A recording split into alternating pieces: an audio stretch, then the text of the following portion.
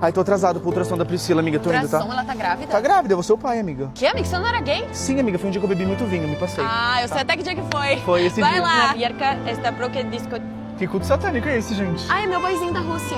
Na Rússia? É que eu conheci lá na Rússia, sabe? Você já foi pra Rússia? Foi, amigo. Eu morei 5 meses lá. Amigo, depois vamos passar no pet shop que eu preciso comprar uns ratos. Ratos? Que nojo, pra quê? É, pra alimentar minha cobra, Dorothy. Ah, cala a boca, menina, tá louca? A Dorothy, amigo, minha cobra. Só sério? Tenho, faz 5 meses lá que ela tá em casa. E aí, cachorro, suave? E aí, amigo? Ô, prazer, minha vida. Que prazer, o que é, Luiz? Tá louco? É o Thiago aqui, seu irmão gêmeo dele. Luiz, tá de sacanagem, irmão gêmeo? Desde quando, Ué, gente? nunca falou pra você? Não. Liga pra ele aí. Sério? Juro, mano.